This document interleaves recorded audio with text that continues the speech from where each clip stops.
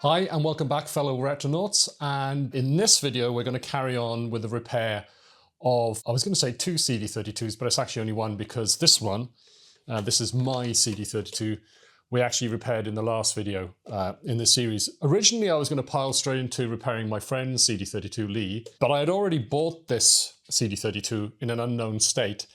And the idea was that if there was a problem with Leigh's and mine was working, I would be able to use it to repair his, and vice versa.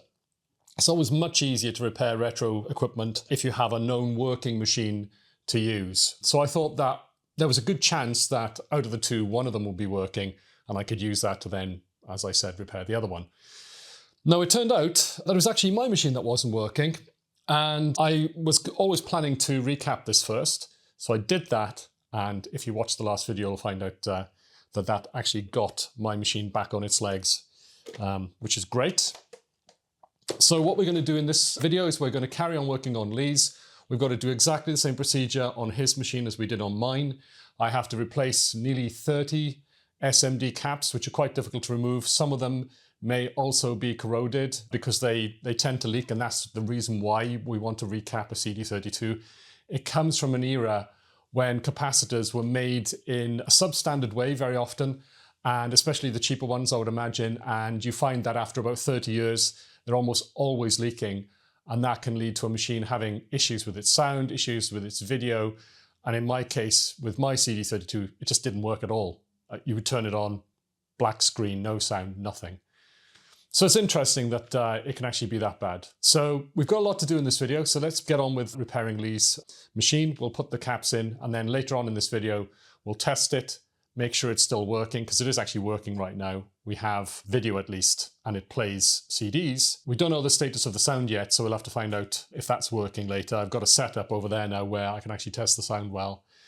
And if you're a channel member, we'll test out some games on his machine if it's working. And we'll also actually test another number of other games. That will only be for the channel members version of this video because it'll make this video really long. So I'm hoping that if you're a channel member, you don't mind watching me a little bit longer, but it's going to be quite a long video this. So yeah, but yeah, if you're a channel member, look out for that version of the video because there won't be any adverts, no sponsorship, and there'll be an extra few chapters where I actually show you some of the other games on the CD32. So yeah, hopefully Leigh's machine is up for that later on. So let's crack on and let's get his machine repaired over there.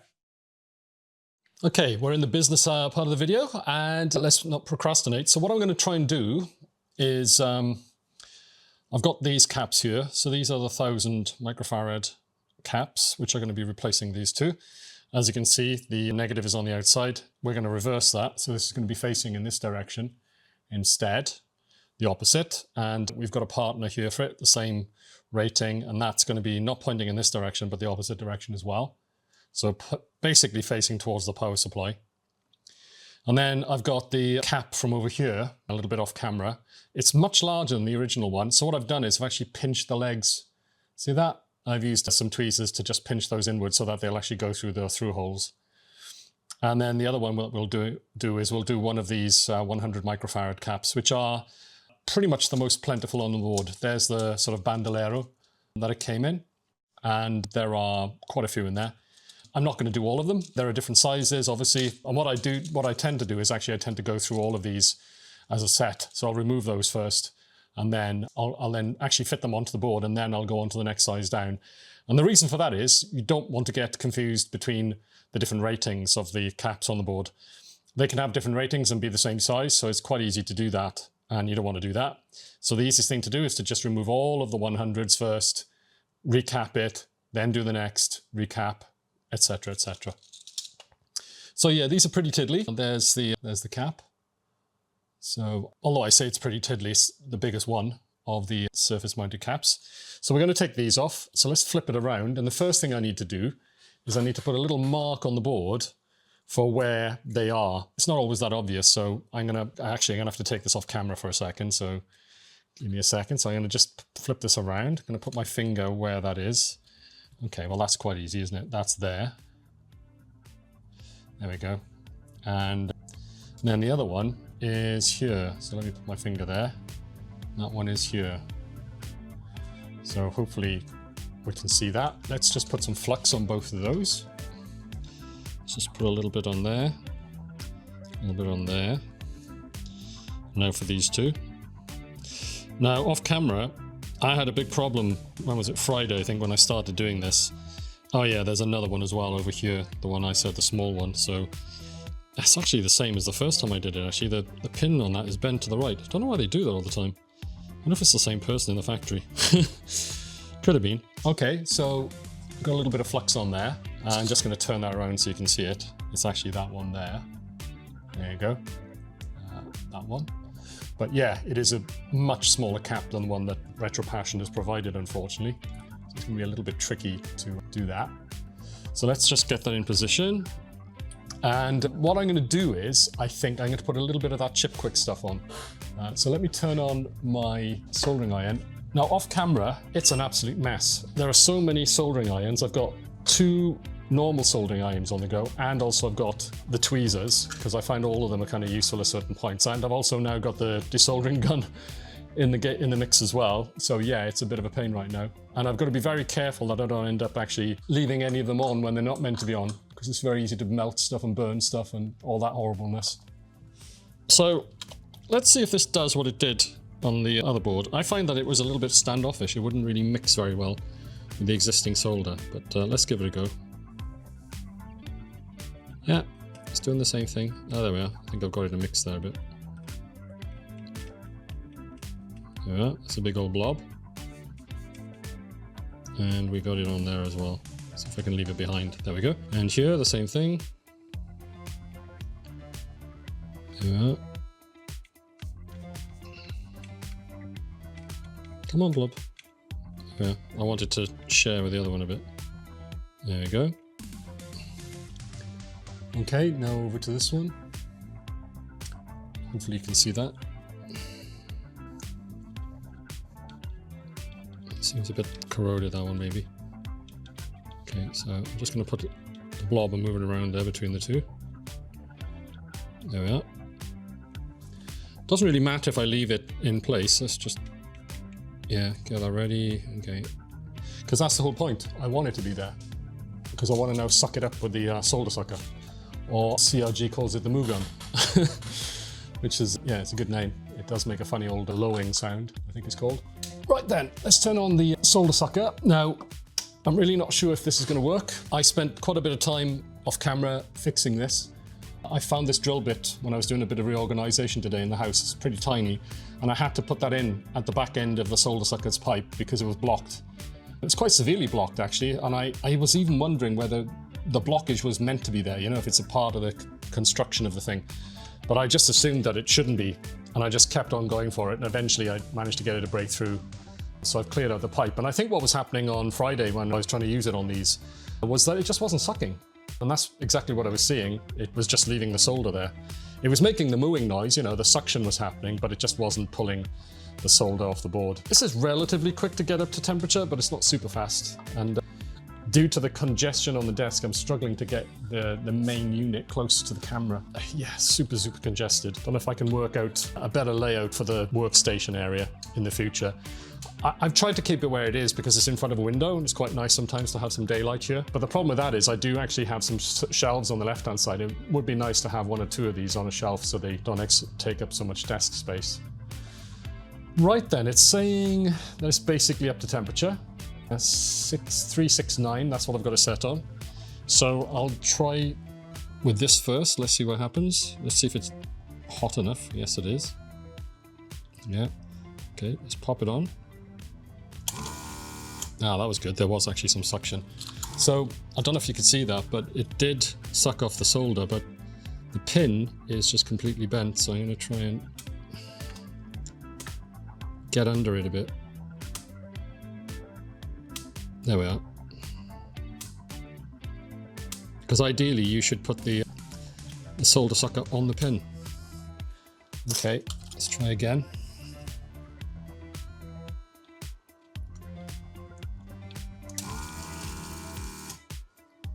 That's pretty good. It is working again now, that's good. But, so, I think I'm having trouble with this one. Oh, there we are. Okay.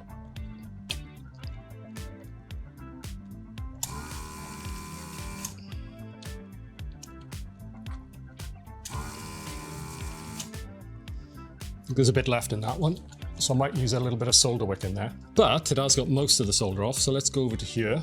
Let's get these positioned reasonably well for you, and let's give these a go. Okay, this one first. Oops. There we are. It's pretty solid.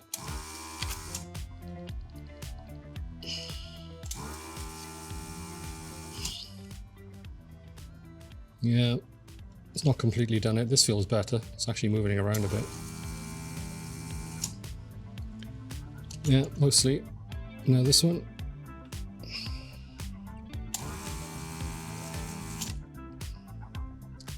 Now this one.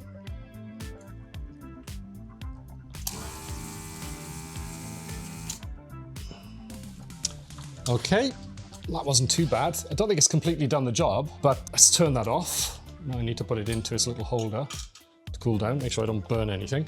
Okay, so what I'm going to do now is I'm going to turn on the Asian soldering iron. I'm going to put some flux in each one of these holes, and I'm going to use some solder braid to try and draw out the rest of the solder. So let's see how that goes. There we are.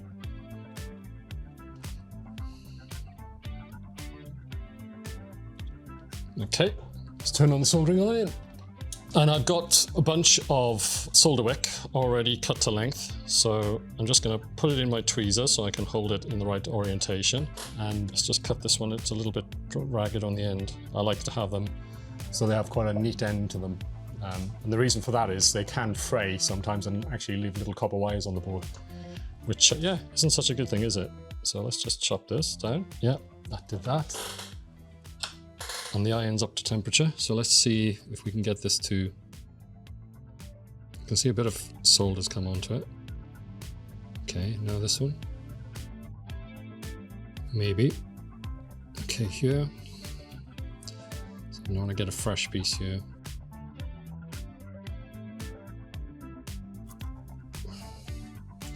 That look pretty good. And now this piece over here. And the other advantage, of course, of doing this is that you don't burn your fingers, which is what I inevitably do when I'm doing this. Okay, so let's try and move these around a bit.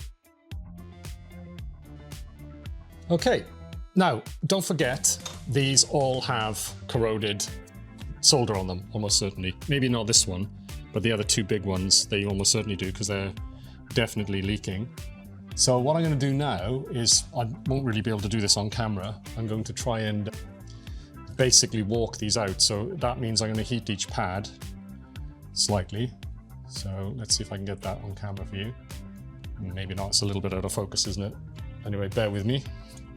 So let me try heating these up and see what happens. Now I'm having to use quite a lot of force there, which isn't good. Okay, well, I think what I might do is I might put some chip quick in here. Then that will basically heat up very quickly, and then hopefully I'll be able to walk those out. Flux again on each hole. And yeah, so what I'm going to do, I'm actually going to put a little bit more solder back on, and then I'm going to try and heat that up. And then hopefully what that's going to do is it's going to go molten much more easily than it is right now. Because basically what I'm trying to do is, I'm trying to heat up the solder on the other side of the board.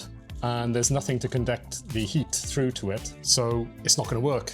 And I'm just going to end up heating up this side of the board a great deal, which isn't great, right? And we don't want to do that. So let me just flip the board around again. So the first off, I need to put some solder back on these. So a little, not too much, there we are, a little blob there. Here, a little blob here. Yeah. Now the same here. And here. Now up here.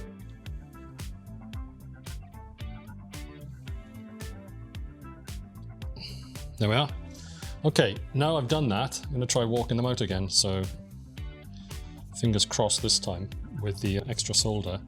I should get some heat transmission going on. And walking is where you're basically trying to pull the cap like this. So you're alternating it. A little bit like if you were trying to move a refrigerator in a house and you walked it from one leg of the refrigerator to another, 1 foot.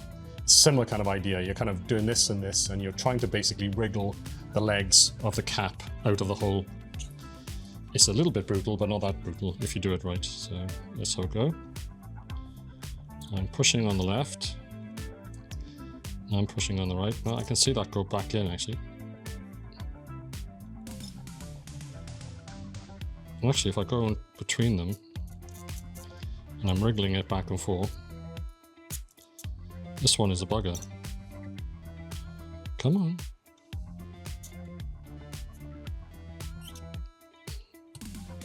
There we go. Cap's really hot now. So it didn't get so hot it burnt my fingers, but sometimes it can do. It's a bit of a bugger. So we're going to do the same here. So what I'm going to do, I'm going to do the same thing. I'm going to go here, here, here, here. So I'm going to try and get both of these molten at the same time. And then I'm going to be wiggling the cap left and right. So there we are. So I'm pulling on it. And at the same time, I'm wriggling it. Come on. Yeah, left one's gone. Come on.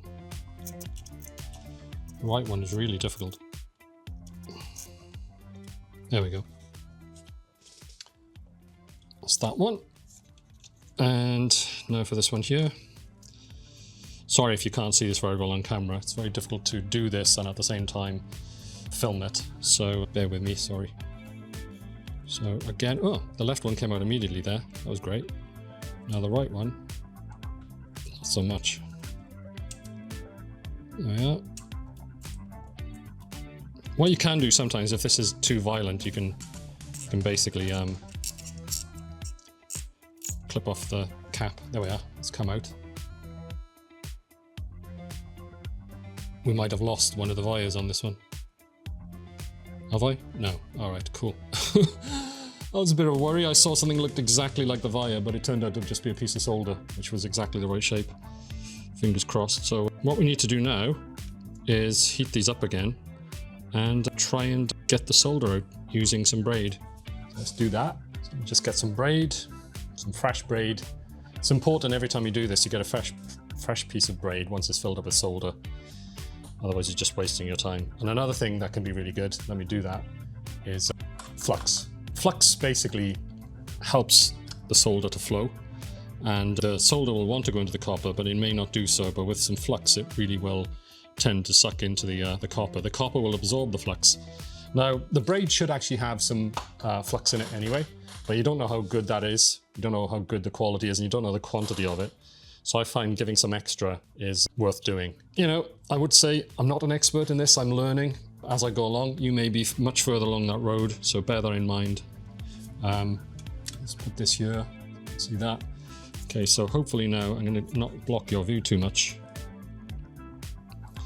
I'm going to put that on there, and what we want to see is the copper going silver, and we're not. Okay, there we are. Seems to have done it. Ah, there we are. That one definitely did. Not sure it's done it though completely. Okay, well, there's a bit going on there. Okay, over here now. So let's try this.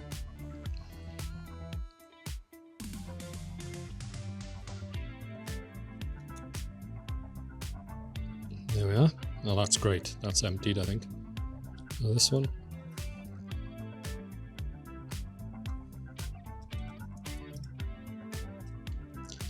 Yeah, I think that's emptied. Now what I'm going to do is I'm going to turn this around. It's probably quite hot right now, so I'll try and do that without burning my fingers. Oops. Yeah, and of course once it gets solder in, it gets very stiff because it, you know, the solder cools down. There we are. That was great. Now this one.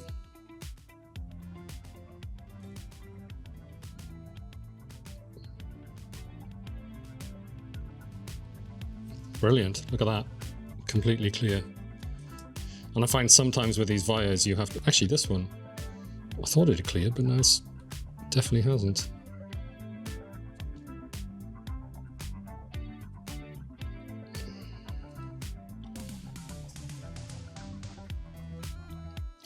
Yeah, so I'm going to just use another piece of wick until I get it. This time, hopefully I can get this into the hole. So what I'm going to do is I'm going to try and get this into the hole, and then that will hopefully then wick up the copper.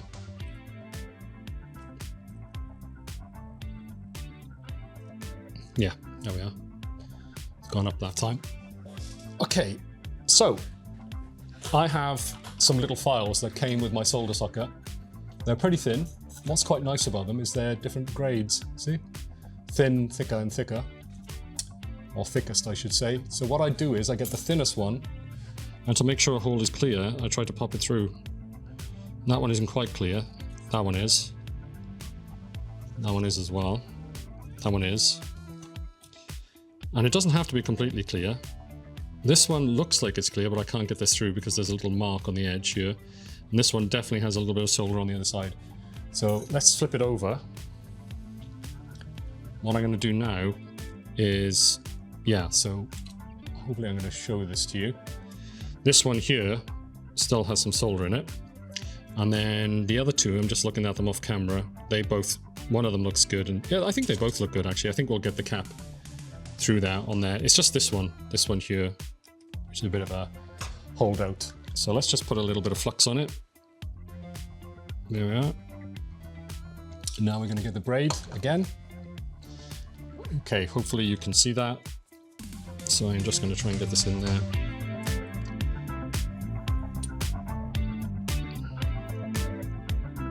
Almost.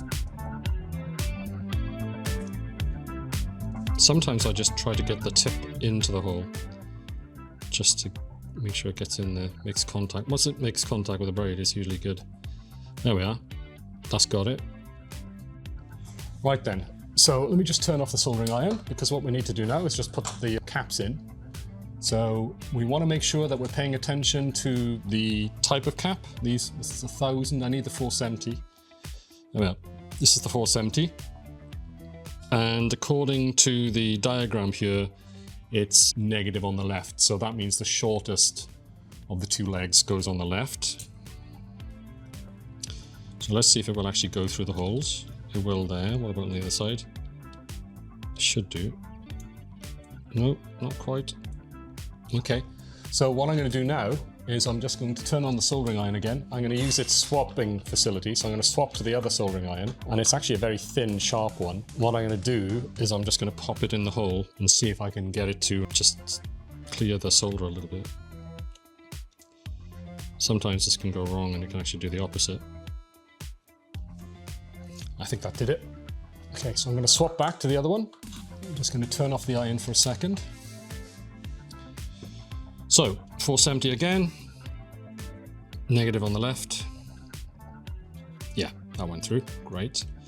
So now we need to flip the board over. I'm going to just hold it with my finger. I'm just going to splay the legs a bit, and that's going to hold it in. There we are. Okay, now for these two guys. And these are exactly the same. So all I need to do really is just make sure that they go in the right orientation. We want the band in this case to be facing towards the power supply. So there goes that one. Now the other one. Okay, so let's just flip that around so it's in the right orientation. There it goes. Again, hold them and then splay the legs. So I'm just going to do that off camera. I'll try and do that on camera for you so you can see. There we are. So, okay, so we're going to splay the legs on that one. Splay the legs on this one. There we are. Okay, flip that back around. So I'll turn the iron back on. You know what's coming next. I hope you do by now. It's going to be a little bit of flux. Yep, always put some flux. So let me do that very quickly. Pop it over. Let's put these caps out of the way. We'll test these caps in a second just to see how bad Leigh's are compared to mine. Mine were, as I said, the main power supply ones were 640, I think it was, which is not wonderful. There we are. When it's meant to be 1000, it's like almost 40% less power than it should be getting. And over here, I'm just doing the small one. Well, what used to be a small one, now will be the same size. Now I'm going to get some normal solder. And I'm using a roll of Weller, which I believe is a good brand. I bought that a while ago. It's quite expensive solder, actually. I was surprised how expensive it was to buy. But it's definitely worth paying for. So here we go. So hopefully you can see this. Let me just move this so you can see this a bit better. There we go. There we are. Okay.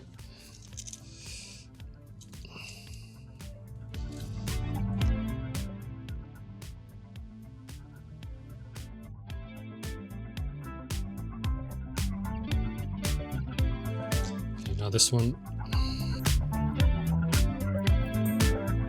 what I'm trying to do is I'm trying to heat the leg, and then so I've got the leg hot. Oh, this one really doesn't want to melt. Come on. There we go. That's gone in. Now this one.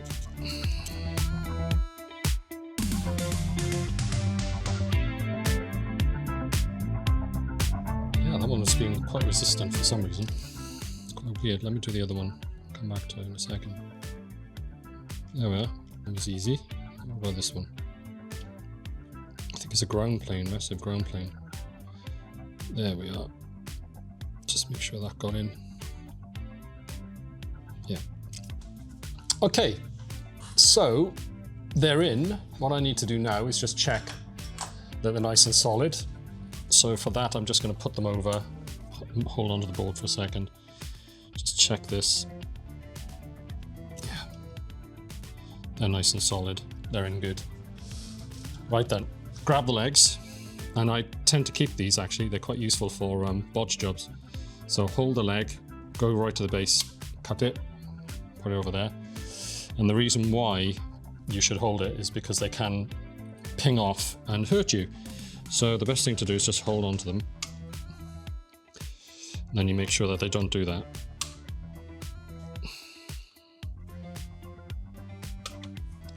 There we go. Now these. So that is through holes. They're all done.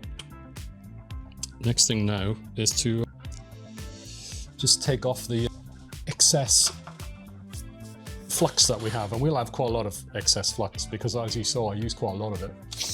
It's not really going to cause any problems, I don't think. It's not corrosive or anything like that, but I like to get it off. A lot of people do, because it just looks a bit nicer and you can see what you've done. Between different stages of working, it's a good idea to clean it off because it just keeps things looking neat. You can see all the burnt flux there, where it's brown. Cotton buds are pretty cheap. So once you get enough dirt off, flip it around, a bit of fresh alcohol. Now the other side.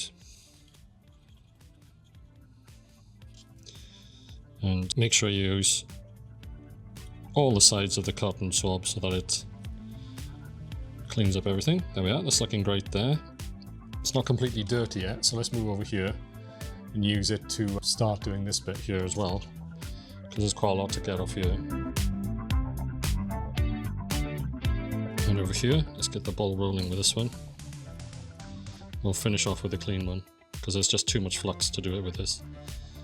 There we are, you can see how dirty it looks. Because yeah, as you're soldering, the flux gets burnt and it goes brown, and it just looks like it's causing damage, but in fact it's not. It's just creating a layer of brown, kind of fudgy, well, it's almost like burnt sugar. That's kind of what it looks like a bit like. So let's get rid of that. That's had its day. On to the next one.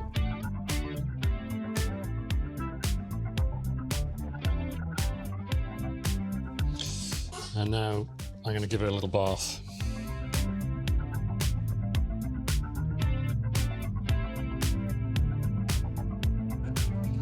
Great, they're done. Right then, I'm going to have a quick break for a second, and then we will move straight on to doing that SMD cap, because this has gone pretty well, I think. Yep, that's good. Okay, keep going a little bit more. I noticed there was a little bit of flux there. It kind of turned into a hard blob, I think. So yeah, that's what I was concentrating on that a little bit. There we go. That's looking pretty good. And the other one. Yep, good. Okay, cool. Right. let's flip it over. And next we will take off this one here. So you know what the routine is by now. Let's put a little bit of flux on either side of this chap. There we are. And once I've done that, I'm going to put a little bit of that low melting point solder, although, as I said, with the other board, my board, didn't find it wanted to play very well. And you could see it earlier, actually, it was a little bit problematic. There we are. Blob. Ah, that wasn't too bad. Do you see what I mean there? It like goes, leaves a streak. It was doing that a lot on the other board. Slightly unruly. Yeah, there we go. That's actually pretty good.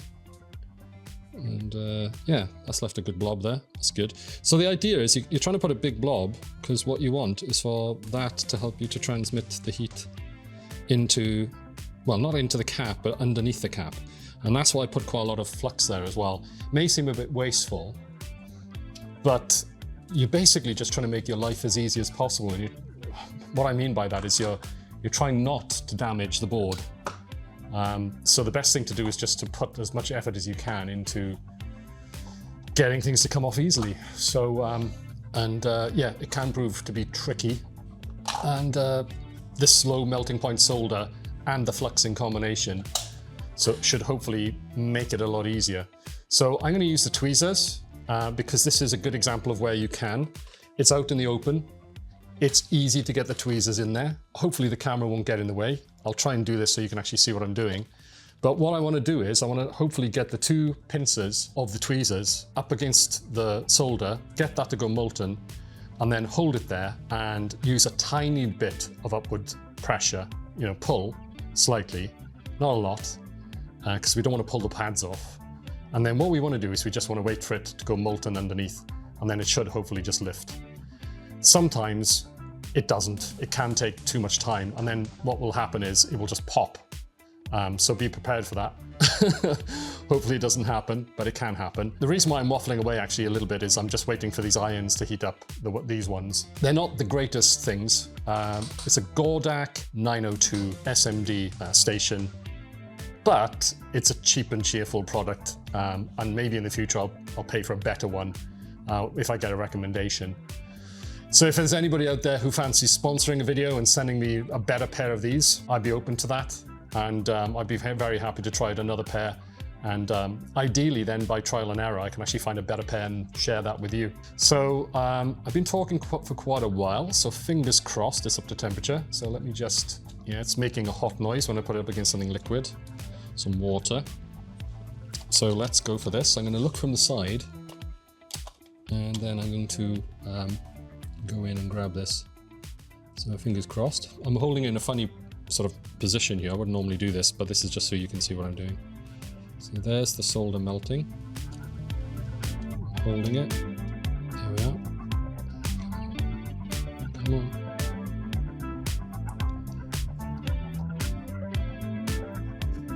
You see what I mean? Sometimes it doesn't want to come off. Ah, there we are. Oops. So let's put that over there. That survived, so we can check that.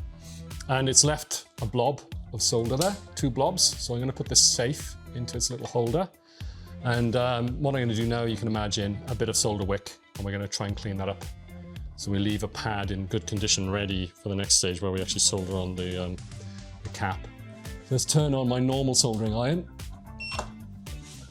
Give it a few seconds. The thing about this Asian one is it does heat up so quickly. It's amazing. That's it. That's how long it takes. It just takes a few seconds. Huge blob of solder there. So let's just do that. There we are. That's got that good. And I do like to leave it, if I can, pretty much completely clean. This one as well. And I do like, if I can, to not move the wick around, because it can tear the pad off. Let's turn that around and then do a little bit more on this side, because I can see there's a little bit left here. And a little bit left on here.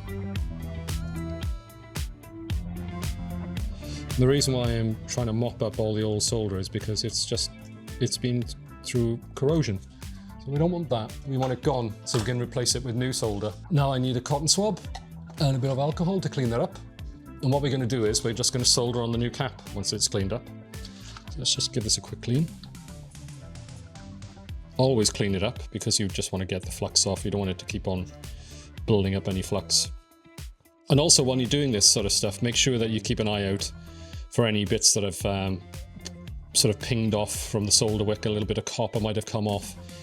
That can happen sometimes because it is a braid and it does sometimes come apart a little bit and one of the little wires will be left behind, and you don't want to do that, right? You don't want to leave a piece of conducting copper on an electronic board.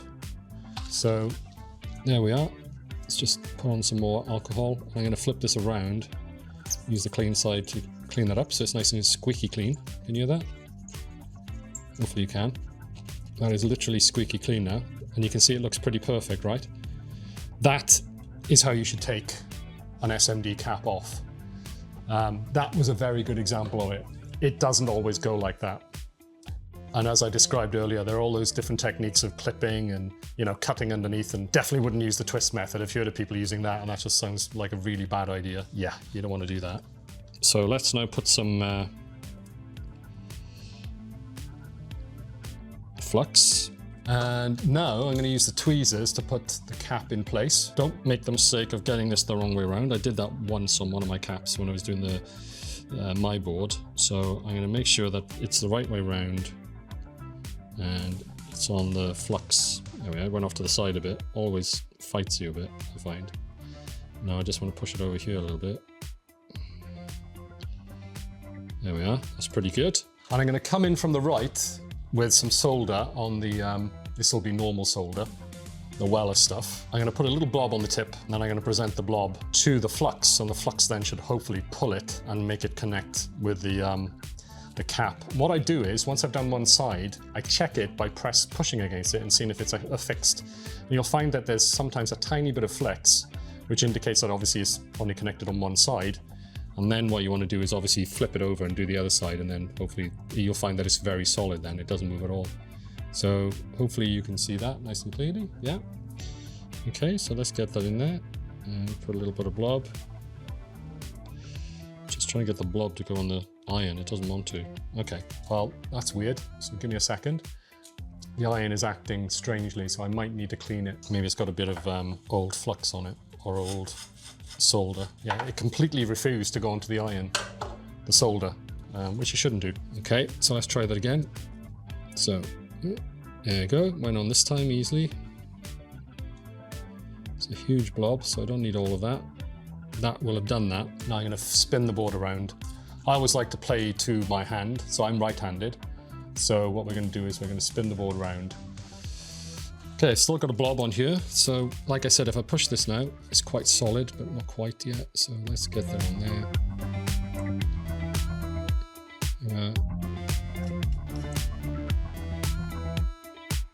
Great. Okay, and there's a little bit of a spike on the right-hand side. Sorry, this side. The first side, I just want to neaten that up a bit. So just keep on leaving a little blob. There we are, that looks pretty good. Check it. Yeah, it's good. The orientation is correct, the bevels match up. So the negative side is over here, and you can see that's facing in that direction correctly. So there we are. That is the first of about, I think it's like 29 caps on this board. It is an absolute beast in terms of recapping. But if I can do every one of those in that way, I'll be a very happy bunny.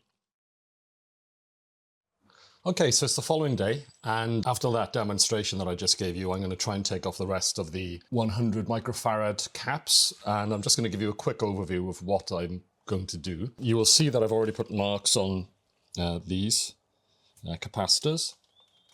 So I'll put a mark there, over here, and then there's one here as well. Now you'll see it's very close to the can here that I put on previously. I could have left that off, and then that would have made that easier, but well, anyway. So this one will have to be the 2 iron method instead of the 1. This one's okay. This one's out in the open. This one is pretty close to here. So again, this is probably going to have to be the 2 iron method. And then there are these here, here. Now this is clear here, just about clear here, so I can lean this way. This one I can go straight, and this one is in the opposite direction. It's very close to this plastic here, so I'll probably have to lean in from this direction, so hopefully I don't touch that. When I did the last one I didn't, so that was okay. And then finally we have this one over here. There is a total of 9 of them, so they are by far the most populous type of SMD cap on the board. So let's make a start with the ones which are easy with the tweezers. So I'm going to go for this one first, and then this one, and then I guess, yeah, we'll do all the others. So let's do that. Now, I'm not going to do this in real time. This literally took me most of a day when I did it the first time. I will probably do it faster this time, but you know, I'm not going to do it that fast. The first thing I'm going to do before I actually get the tweezers warmed up is to actually put some Chip Quick on. So let me do that first. Turn on the iron. And as you know, the aim here is just to get a little blob of this on either side.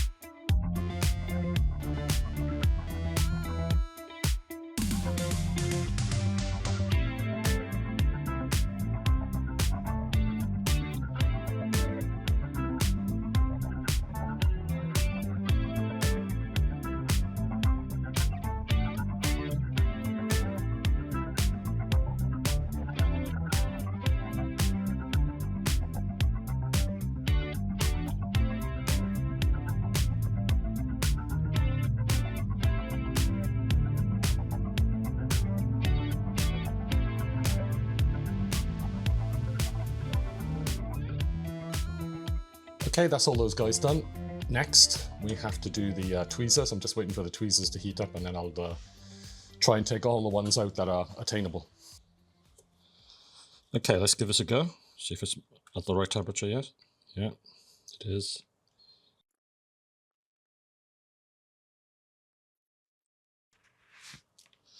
There's number 1. Okay, number 2.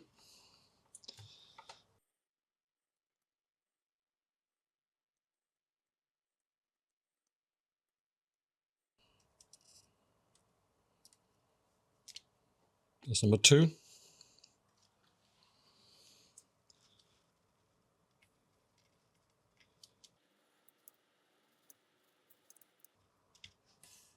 Number 3.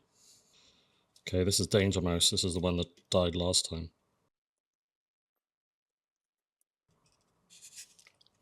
That came off easy. So I'm going to have to go more vertical for this one. Yeah. And now this one, I think I'm going to melt. Well, let's go in for this angle. And I can just about do it.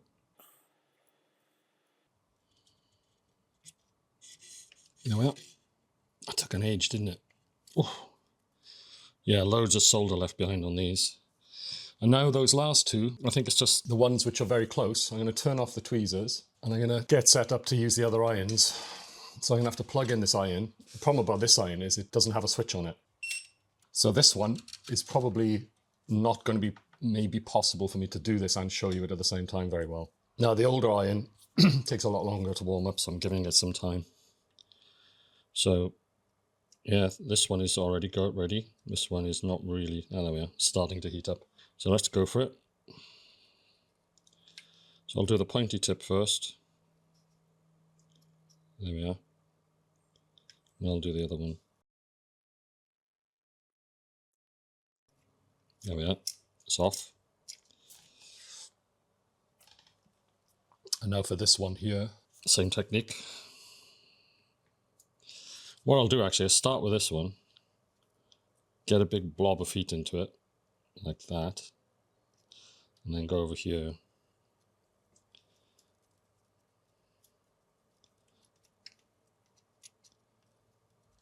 There we go. Ooh, hot.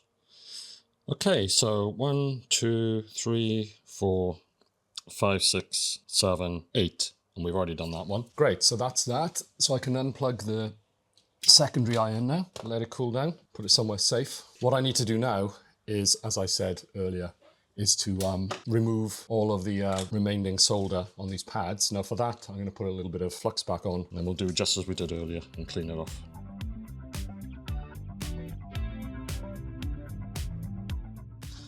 Okay, these two guys first, so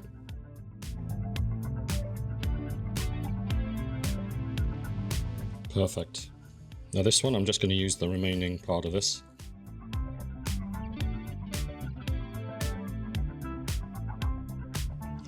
There we are. That's completely saturated that one. Now this next one. Great, okay. These two over here. One's done. Well, maybe a little bit in the middle. There we are. Okay, now this one.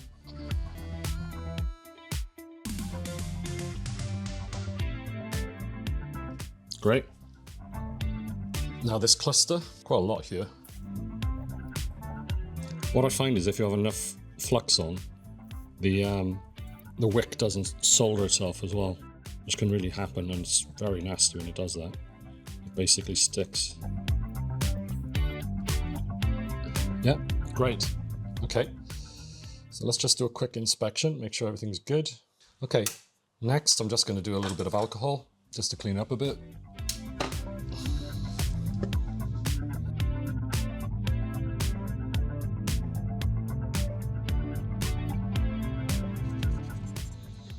Great, I'm happy with that. That's looking good. So next we're going to do the soldering. So for this we need some flux on every single pad. And then we're just going to go ahead and put the caps on and solder them in.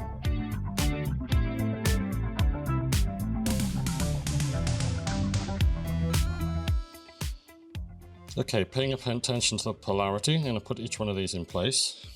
And then some places I may, for instance here, play to the audience a bit. I may, you know, move it away from the can a bit, so it makes it easier for me.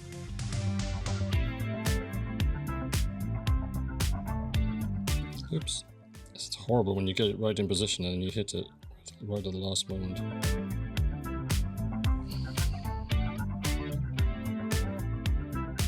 Always paying attention to the polarity, like I said.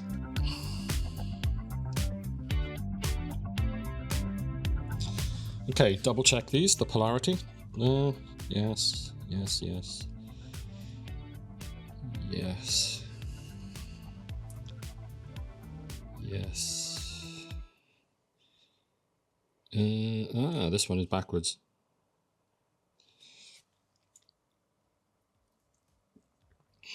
Yeah, all good. Soldering iron on. Let's just give it a second to warm up. Now we have to solder all of these in place.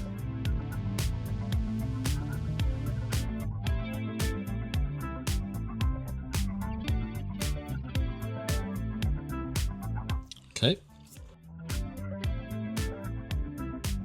More difficult bits first. Yeah, that's good. These guys are kind of at the wrong angle for me, so I'll turn those around. So let me just try and do the other side of this. Yeah. And now this one. Okay, I'm going to go from the back on these because that's the easiest side. That was great. Yeah. Yeah. I'll try doing this going in from above, from here.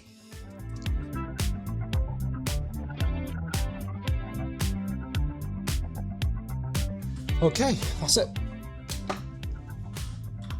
They're all now in position, and I'm going to just give them the wobble test, some off camera, where I just push against them, make sure they're very firm, which they should be if they're soldered on both sides. Yeah, all good. Great. Okay. and a little bit of cleaning up. Not much, because there's only a little bit of flux around them. Some of them will be quite difficult to clean up as well, obviously.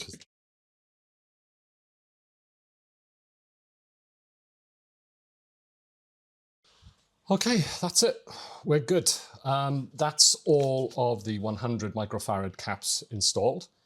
I'm not going to show the rest of this process, not even in sped up, because again, it takes hours and it's much better if I just concentrate on doing this, especially because from now on the caps will get smaller and smaller. But so far, no disasters. All the caps have come off nice and cleanly using the pincers or the 2 iron method. So it's working really well. I'm hopeful that we're going to get all off without any disasters. So catch me on the other side of that process and we'll see how it turned out. Well, that was a lot of work getting all these done. But the good thing was I did have some experience from working on my own board. As we know, my board took one for the team on, where was it? It was this cap here, wasn't it? Yeah, this one. So how did this one go? Well, I must say it was a lot less eventful than the previous one. There were still a couple of issues. The through-hole caps, they went on, no problem. Basically, through-hole caps, they tend to be pretty non-dramatic. You can lose a via, take them out, but as long as you're nice and careful and slow, things seem to go quite well. As you can see, they're both pointing towards the power supply, which is the correct orientation for these chaps. These guys over here, which in the previous board, my board, they were problematic here, but this time, nothing, no problem whatsoever. All the others went on. The only 2 I would say that were a little bit problematic were just these 2 here. And what I found with these 2 was that when I put the chip quick on, and then I heated them up with, in this case, I couldn't use the tongs really because it was too close to the can here. So I was just using the 2 iron method. They just wouldn't come off. And I was holding the iron there for quite a long time. I would take the iron away for a second and then put it back. And yeah, these just were not going to come off. So what I did was in the end, I used the clip method, which, as you know, because that caused the pads to lift, it's something I wouldn't necessarily go for. But yeah, I came in like this, clipped it, and because the heat had already done quite a bit of damage to the can, don't forget the bottom of these things is plastic, and there's a little sort of rubber seal as well. So that had basically become delaminated from the bottom of the can, and that made it a bit easier to clip it out. They clipped out perfectly clean, no problem. And yeah, everything is fine with these guys. So I've been over this entire board and I've checked it for orientation. All the orientations are good. So we should be good to go to test. So what I'm going to do is put this machine back together. I haven't tested the audio yet.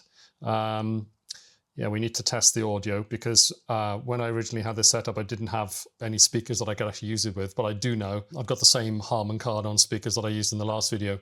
So basically, we're ready to go. So yeah, let's do that. Let's start putting it back together and see if everything works as it should do. But before we do that, let's have a quick word from our sponsor, PCBWay. PCBWay, where you can make your tech dreams a reality. And now in PCBWay's Project Share, you can upload your projects and share them with the community. And if you do use any of these projects, a percentage of the money that you pay will actually go to the author. So you can share your projects and you can also benefit the projects that others have shared on PCBWay. So if you do have any projects, why not upload them to PCBWay and get them out to the community? And of course, why don't you browse the Project Share and see if there's something there that's interesting for you? Because whether it's PCB prototyping, PCB assembly, 3D printing, or even CNC machining, PCBWay is the way. Starting with an instant quote for your PCB projects, PCBWay will leap into action, building your PCB, assembling it for you if you wish, and once it's passed their quality tests, it'll be winging its way to you in a flash. PCBWay, PCB prototyping the easy way.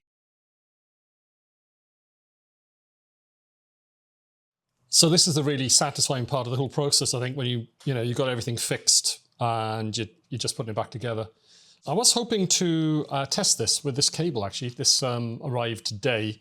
It's an SVHS to SCART cable, and I thought this would work with my RetroTink, but I just couldn't get it to work. I couldn't get any of the modes to actually match up with this, which is a little bit weird. I thought it would. So maybe what you need to get is something like an SVHS to sort of phono cables, split it out. Yeah, a bit disappointing. I've got like a growing collection of SCART cables that don't quite work for what I intended them for. It's always hard to tell when you've got this sort of matrix of support whether, you know, SVHS is going to work like this when it goes into a SCART port, or if it's expecting it to be split out into separate phonos so you can put it in, you know, component. Yeah, you never know. But anyway, not a waste of money. I'm sure it'll come in useful at some point in the future. Right, so before we put it back together, I haven't actually given this a clean yet with alcohol. I mean, I've done it in part, but I haven't done it grossly, in other words, over the entire board. So let's just give this a quick dosing in alcohol.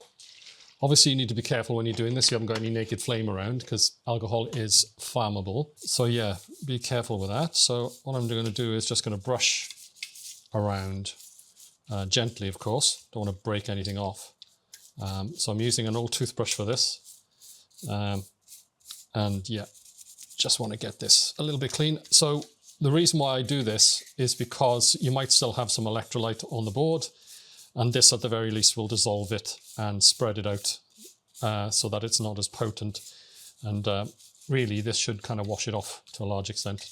I haven't noticed any fishy smell on Leigh's board, so I really don't think there was much of a leak going on, apart from, as I said just now, these two caps here were quite difficult to get off, so I think maybe they were starting to leak. But yeah, I think we've got to this board before anything too troublesome occurred on it, which is great. Hopefully it'll last them for a, you know, great number of years. Over here it's all fine, there's no caps over here. It's quite an interesting board how it's so, you know, all the caps are concentrated in this area. I guess this is where most of the output is, and energy, you know, the electricity coming in, and maybe this is for, maybe these guys are for this.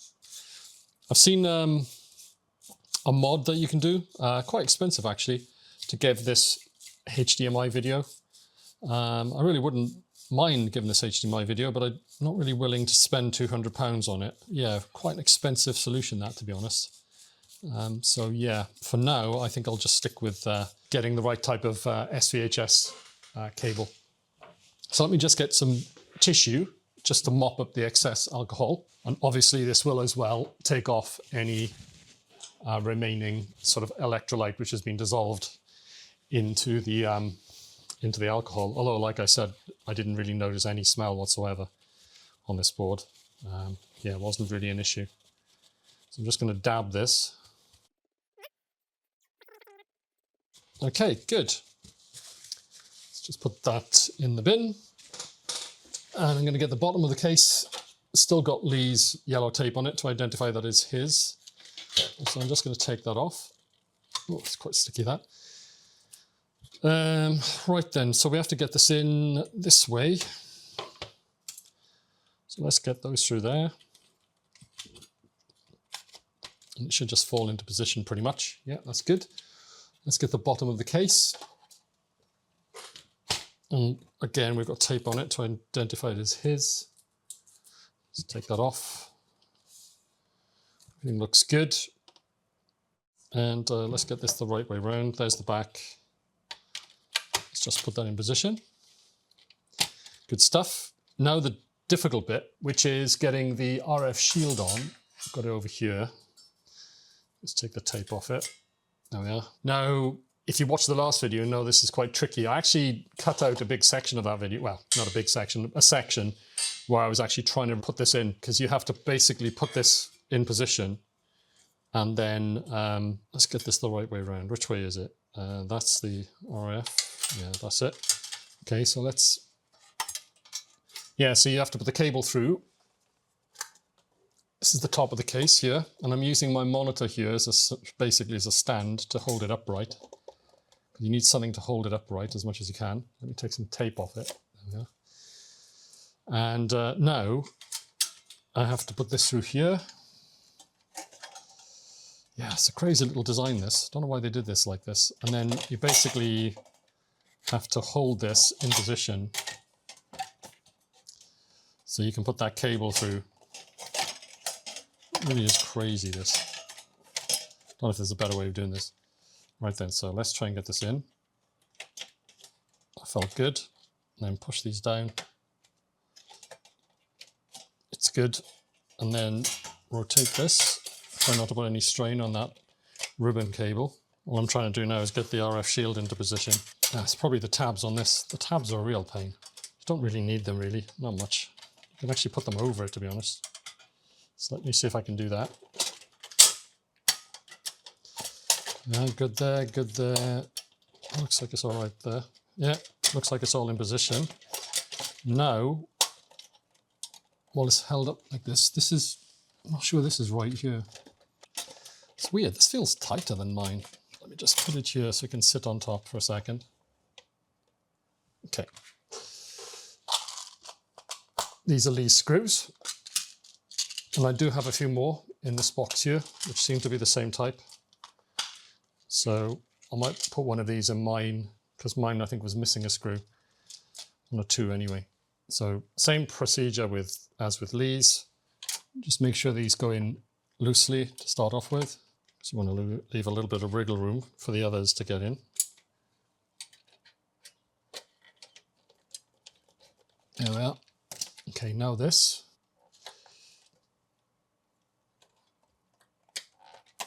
There we are. Okay, now that I've all got them in loosely, now we do it fully.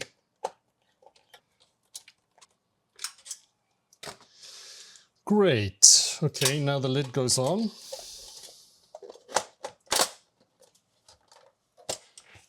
And obviously we have to put that back in, which is a bit of a difficult thing to get in. His actually still has the clips on. Leigh's one. On mine, there are two clips basically that hold it in place, left-hand side, right-hand side. And on mine, one of them is broken, so, which is a blessing and a curse, because yeah, it's quite difficult to get this in when the clips are working. But the good thing is, once it is in, it stays in. There we are, that went in. Okay, let's put this down. Now I've got these tabs here at the back, so let me just put those down. There we are. It's not a bad machine for getting in and out of. It's pretty good, to be honest. Right then, so let's get these guys.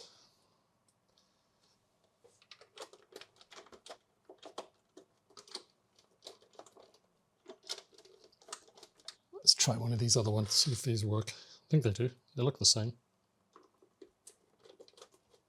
Yeah. And now, finally, this guy.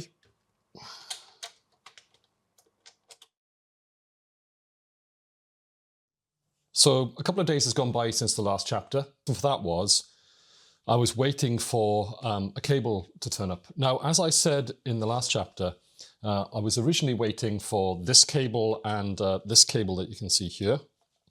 Just unplug this. They are both SVHS cables. And I've been informed that the CD32 has much better SVHS output than composite, which makes sense. Composite is basically inferior. So I ordered both of these. So this one is SVHS to SCART, and this one is SVHS to SVHS. And this turned up, and I tried it with my RetroTink, and I tried it with my OSSC scaler, and I couldn't get either of them to pick up any kind of signal from this. Now, the OSSC doesn't actually have an SVHS input, so that makes things more complicated. I think you could get one of these cables and make it into a component, basically cut this, and then take the outputs from this and put phonos on. And then both the RetroTink and the OSSC have that.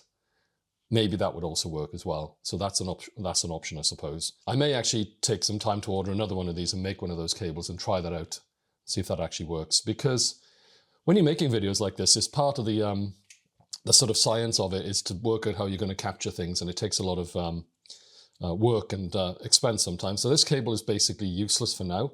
Hopefully it'll find a use in the future. Something else will turn up where it does work. But this does actually work, and I've got to say I've tested it with my CD32 and the quality is so much better. It's outstanding, really. Now the screen capture you get from this isn't quite as good as what you see on the screen here. I found the same thing with the audio, but believe me, in person, even on this monitor, you still get a very good picture. I was really impressed by how good it looked on here.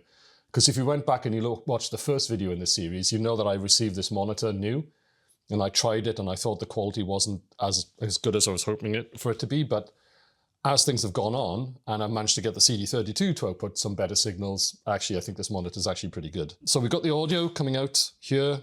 And this is actually going into my digitizer, which I have just off camera, which is a Ugreen digitizer. So that basically takes in a HDMI signal and then outputs it on USB-C, I think it is. And it also puts the same HDMI signal, so you can plug it into a monitor. And then in between, obviously, you can then tap out the signal, which is going to my Mac, and then I'm recording the signal. And I've got this cable here, 3.5mm jack, which is plugging into my speakers there, just a little bit off camera, Harman Kardon speakers. And the reason why I've got it plugged in here is because I can actually adjust the volume. It turns out that this slider, which I was fiddling around with earlier in the video, doesn't control the main volume, but it controls the headphone volume. So what's quite nice is you can plug that in there and you can actually, yeah, like I said, dial up and down the volume. Which is nice because on this video, I want to probably use the video capture audio. So yeah, that then allows me to hear a little bit of sound from here so I can tell what I'm doing. And then obviously then I can just play you the video capture. So I was going to originally test Leigh's machine with Speedball 2.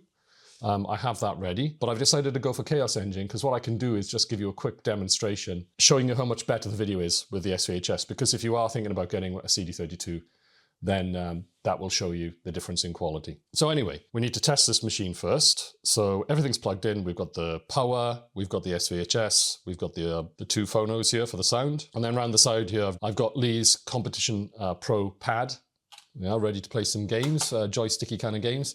And I've got my old tank mouse here from my Amiga 2000, and that's for playing adventure games because they are basically point and click, so you need a pointy clicky device like that. Let's turn on Leigh's machine. Okay, well, we've got video and it's booting the CD. Is it spinning? Yeah, of course it's spinning, yeah. Okay, well, there we are, already up to the Renegade logo. That's pretty good. Bitmap Brothers, and hopefully you can see now the difference in quality between this and composite. You can actually see pretty much individual pixels, which with composite you weren't getting. It was very blurry. And there was a lot of dot crawl as well. Some of the colors had like visible pixels that were moving, almost like a scrolling effect. And that was caused by the interference between the luma and the chroma. And that's how composite works. It basically mixes those two signals together. And then at the other end, it has to decode them. And very often you'll find that there's a little bit of crosstalk between the two signals. It causes pretty bad looking graphics, really. Now I'm seeing, fantastic resolution here. Like I said, you can see individual pixels. The CD32, although it has higher resolution, I think it's pretty much like VGA. So in other words, I think it's 320 by 200. So the pixel size is still pretty coarse, but that's what gives it that charm of the pixel art style. So yeah, as you can see, the intro looks really nice. Let's get past it. And the cool thing is you can hear that we have audio. So audio is working, the graphics look great, it's not glitching, the games are loading consistently. So I think this machine's in really good condition, really. So I'm pretty much happy to hand this over to Leigh. I don't see any reason why I would want to work on it any further, I think. So let's have a quick go. So before I do this, let me explain what my plan is. I'm going to test this and it's going to take a couple of minutes, and I'm going to leave that in the main video, the one that you're watching if you're watching the public version. But I've got a few other games here. Let's see, I've got Beneath a Steel Sky, I've got Speedball 2, Gloom, which was, I think, a bit of a CD32 exclusive. That's a sort of CD32 version of Doom. And then I've also got Simon the Sorcerer. I'm not going to play these, in depth. I'm just going to do a quick demo of each one of these. So if you join the channel, you can watch that version of the video. There is an exclusive members version, which I do try to either release before the main version. That version doesn't have any sponsorship in it, doesn't have any adverts, and also you have exclusive content like the quick review we're going to do of these. But to keep this video nice and short, well, within reason, let's put it that way. I'm not going to do that here. So let me just turn up the volume a little bit so I can hear what's going on. There we are. I'll go for, I think, this character, the Brigand. He's fine. Actually, let's go for the Navvy. I'll go for the Navvy, and the second guy, let's go for the Thug. Yeah. We'll carry on. In the modern era, in other words, since I last played this 30 years ago, I haven't actually managed to finish the first level without dying. So let's see if I can manage it this time. Probably not. Let's be honest, I'm an old guy now. Oh.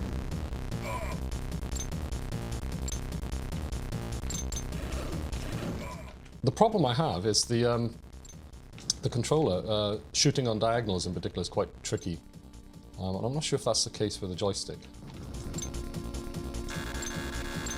Node activated. Yeah.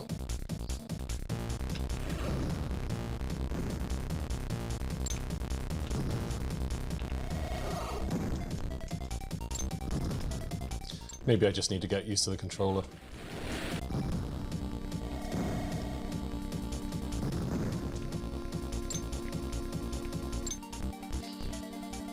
Okay. Oh, can't believe it. I'm doing worse than normal. I usually get to that point easily.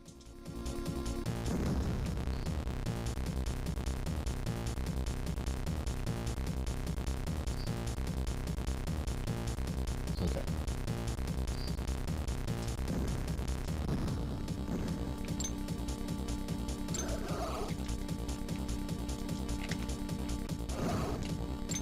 See there, I was trying to shoot to the left and I was shooting diagonally instead.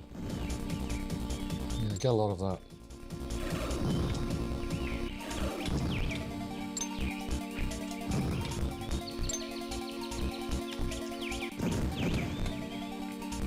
Okay, that protects my life.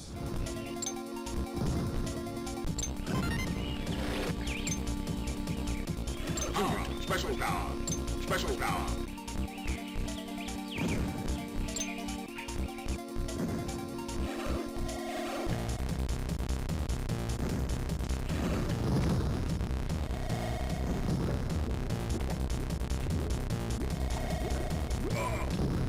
Special activated.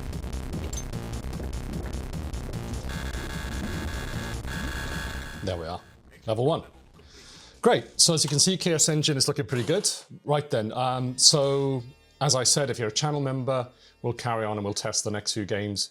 And if not, I'll see you in the conclusion. So yeah, I'm going to carry on with the channel members here and show them the rest of the games. But this, as you can see, the graphics look amazing, right? Leigh's machine, as far as I can see, is in fantastic condition. I'll give that back to him as soon as I can. Let's carry on and look at those other games if you're a channel member. Great. So there we are. Leigh's machine is fully working. To be fair, when we received it, it was in really good condition. There were those initial photographs of the cats which were in it, and I must admit those did scare me a bit because they looked like they were really badly leaking. It's funny how the mind can play tricks with you, because having seen those images, I honestly thought that the cap was leaking. There was like juice coming down and it was going onto the logic board. But when I actually got my hands on Leigh's machine, I opened it up to check them out. And I could see that there wasn't really any capacitor juice coming down onto the logic board. So I knew I had a little bit of time to actually getting around to repairing it. So as we saw, I think it was a really good idea to get my own CD32. That's here. This is also repaired as well. And along the way, I learned really, I sort of earned my chops on actually repairing my machine first. I broke one of the capacitor pads. Two of the pads came off, but I did manage to repair that. And I'm becoming more confident these days at actually repairing things like that when things break. It isn't always like, oh my God, complete panic, you know, the end of the world. It's not good when it happens, but you know, with these old machines, especially where you've got capacitor juice going onto pads, it can cause them to delaminate from the board a little bit and they can come off. So you've got to be prepared to try and fix them when you're taking out the capacitors. So Leigh's machine is good to go back to him. I hope you enjoyed the extra chapters if you're a channel member. It was really good fun looking at, what was it, Gloom, Simon the Sorcerer, Speedball 2, and Beneath the Steel Sky. I know there are a lot more great games on the CD32. I'm looking forward to looking at Pinball Fantasies. I think there's 3 different games in that range. And in the future as well, as I mentioned, I would like to have a look at Gloom on my Amiga 4000 over there to see if I can actually get it working better than it does in that tiny little window. Make a comment on this video if there's anything that you found that I did incorrectly during this video on, you know, what about Gloom? Is that something I can get to run faster on a 6840? That would be interesting to me. But yeah, I'm looking forward to exploring my CD32 in the future. And I'm looking forward to obviously giving Leigh's machine back to him. Probably at maybe the next Kickstart event. I think that's coming up pretty soon, I would imagine. But yeah, I hope you've enjoyed this video and you had fun. Very interesting to see, you know, what was going on inside these machines. And if you did enjoy this video, and indeed this little mini series, then please click the like button. And if you haven't been here before and you would like to come back again, please make sure that you click on subscribe. And also please click on the bell as well, because of notification. And it'd be great if you could get notified about my future videos so that you know when they come out, so you can watch those immediately. Anyway, until then, until there's another video on the horizon, take care and have a good day.